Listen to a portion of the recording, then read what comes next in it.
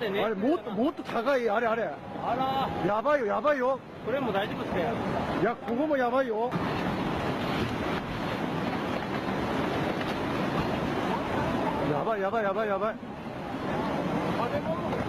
야봐.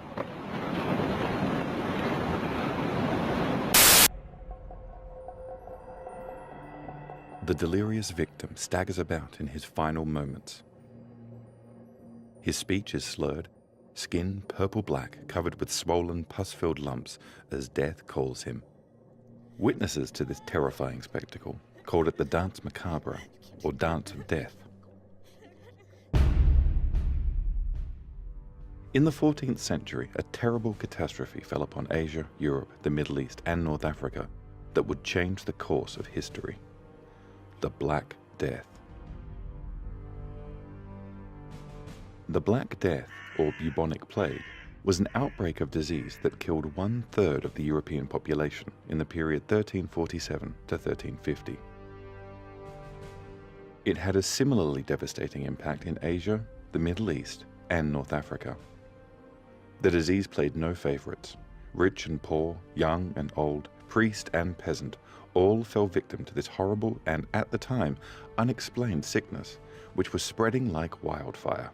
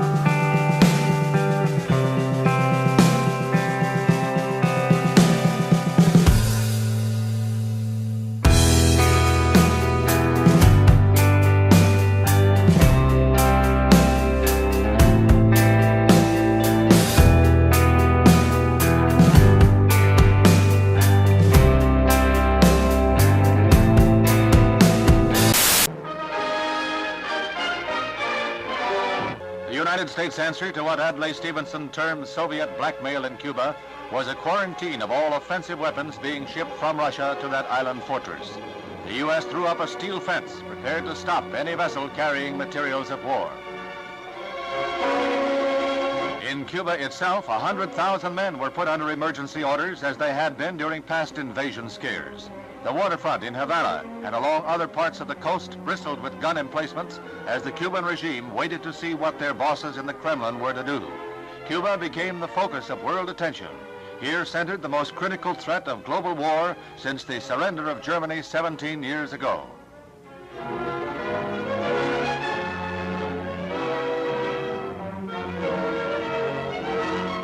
Castro has put every able-bodied man through military training. He has even armed some as young as 12 years of age, and authorities assembled thousands in cities and villages for patriotic rallies. As in the past, these rallies are designed to whip up hate of what Castro calls Yankee imperialistic warmongers. One of the worst natural disasters in recorded history was caused by a virus. The influenza pandemic of 1918 struck every major U.S. city, dropping people where they stood.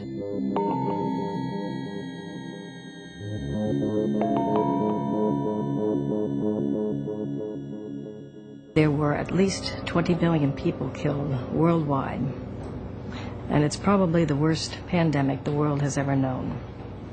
There were more people killed from influenza than there were from the First World War. The war itself was the problem. If there had been no war, that year's strain would have stayed isolated. But when Allied troops met in northern France to exchange fire with the enemy, they also exchanged a lethal strain of flu. So it began. For decades, men in bunkers watched their screens and warning lights every hour of every day, waiting for the Cold War to go nuclear. So too was the situation just after midnight on September the 26th, 1983. Stanislav Petrov was the lieutenant colonel in charge of the Soviet Union's early warning radar system in a bunker near Moscow. Then, it happened.